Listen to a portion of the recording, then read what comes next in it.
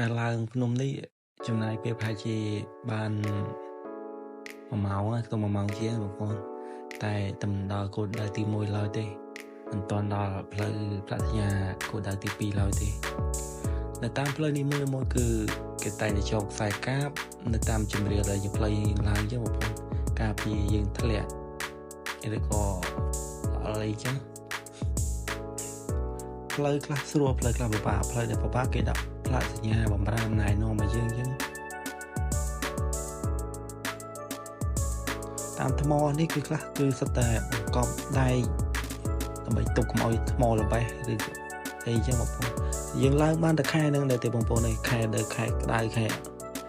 អត់មានភ្លៀងធ្លាក់ទេតែបើខែមានភ្លៀងធ្លាក់គឺថ្មនឹងវាកាន់ស្លែកាន់អីចឹង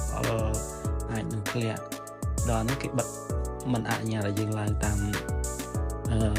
ស្មើដោយថ្មើរជើងនេះបងប្អូនយើងអាចឡើងបានតែកាបចឹងឥឡូវដល់គោលដៅទី2គោលដៅនេះវាមានប្រាសាទដែលលើភ្នំវាមាន2អញ្ចឹងយើងទៅប្រាសាទតូចឬក៏ទៅប្រាសាទធំអញ្ចឹងតែពួកខ្ញុំអត់ទៅប្រាសាទតូចទេខ្ញុំទៅដាក់ឡងនេះឡើងទៅប្រាសាទធំវាផ្លូវផ្សេងគ្នាប្រាសាទ2ហ្នឹងមួយវគ្គទៅមួយវគ្គមានផ្លូវស្រួលផ្លូវបាក់ហើយផ្លូវបាក់ក៏ឈរចាំតម្រង់ជួរគ្នាឡើងម្នាក់ម្ដងខ្លាចល្អបងប្អូនអើយដោយពួកយើងជាមិនអីទេតែជនជាតិជប៉ុនគាត់មិននេះគាត់ខ្លាចមានគ្រោះថ្នាក់ចំពោះពួកគាត់អញ្ចឹងគាត់ដើរមួយឡើយតែគាត់មិនហ៊ានបខំអញ្ចឹង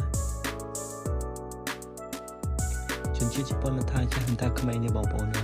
គាត់ឡើងធ្វើដំណើរកម្សាន្តអញ្ចឹងដើម្បីសុខភាពពួកគាត់ផងអញ្ចឹងដើម្បីមើលទេសភាពដើរលេងខ្លះវាធ្វើឲ្យពួកគាត់បញ្ជនវែងហើយសុខភាពគាត់រឹងមាំបងប្អូននេះវាដល់វគ្គដែលវាថ្មយើងចោតចាស់គាត់ប្រឹងឡើងដល់ជគោដៃគាត់ចឹងតែគាត់ដើរឡើងឈប់ឡើង